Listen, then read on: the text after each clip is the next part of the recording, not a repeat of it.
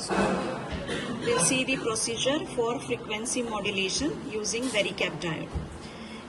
For this, we have the modulating signal generator. This modulating signal generator comes with the potentiometers for variation of the frequency as well as variation of the amplitude.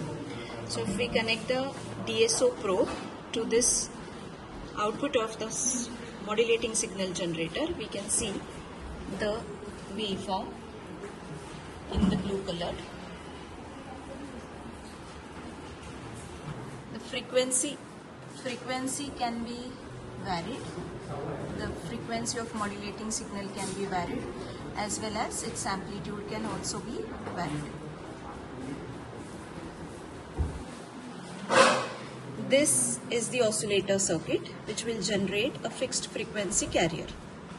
This fixed frequency carrier can be observed at the output of the oscillator at this point, and we can see carrier signal.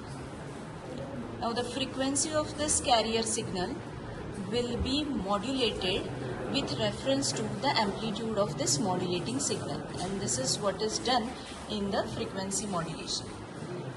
Now the connections for this is connect the modulating signal to the input of tank circuit, which consists of a Varicap diode and an inductor. One more connection we need to do here is connect point A with point B. With this connection, the tank circuit having Varicap diode will get connected to the oscillator, and the frequency of the oscillator will be modified as per the resistance or the depletion width of the Varicap diode. The modulating signal is connected to the Varicap diode. So as the amplitude of modulating signal changes, the depletion region width of the Varicap diode changes, which makes the capacitance formed at the junction of the diode to change, and this change in the capacitance will make the frequency of the oscillator to change. This is how the amplitude of modulating signal will make the frequency of the oscillator to change. Now we can see for channel A waveform, yellow colored waveform, the frequency variations can be seen with reference to the modulating signal. If we compare, when the modulating signal has its positive peak, the frequency of the FM modulated signal is lowest, and when the modulating signal amplitude is negative peak, the frequency of the FM modulated signal is highest. Let's do the demodulation or detection of FM signal.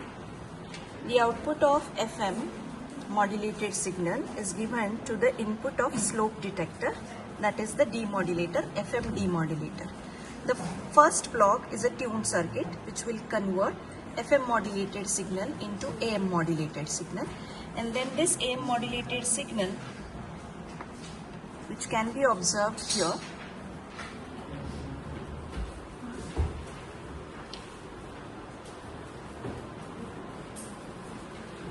the frequency modulated signal is converted into AM modulated signal. Now of FM modulated signal into AM modulated signal will be done by the tuned circuit in the detector, and after the detector we have a slope detector or simple diode detector. This diode will convert bidirectional AM signal into unidirectional, and then the RC circuit will convert the pulses, unidirectional pulses, by charging and discharging of the capacitor into a pulsating modulating signal. By passing this pulsating modulating signal through a low pass filter, we can get back a smooth signal or demodulated signal which will resemble with our modulating signal. So let's see the output of the diode detector.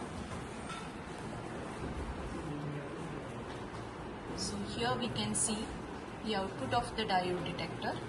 Charging and discharging of the capacitor can be seen, which will give us the demodulated signal, which has to be similar to that of the modulating signal, which is seen on the channel number 2 in the blue color.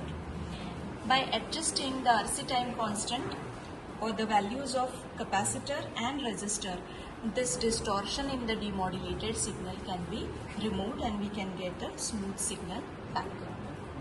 Let's go back and observe the spectrum of FM modulated signals. So the probe is connected back to the output of oscillator. On the screen we can see the FM output signal again, and to observe the spectrum of the signal we'll follow the procedure. Go into FFT mode. Now the modulated signal is connected to source or channel 1, so source has to be selected as channel 1. Now here we can see the spectrum of the FM signal. Adjust the spectrum towards the center of the screen, select the window to be hanging, and then zoom by 2x, or ideal spectrum, which consists of the center lobe of the carrier, adjacent lobes FC plus FM, FC minus FM, FC plus 2 FM, FC minus 2 FM, and so on. We can see there are infinite side lobes in FM modulated signals. So ideally the bandwidth of FM is infinite. Practically it is quite large bandwidth, so total bandwidth of FM signal is quite large, but the effective bandwidth can be measured by applying Carson's rule and selecting the sidebands which have significant power in comparison with the carrier power. So by pressing cursor we can set the source as FFT, then select the type as frequency. So we can get the cursors and set them at the sidebands which are having maximum power comparable with the carrier power, and in between these lobes we can get the bandwidth.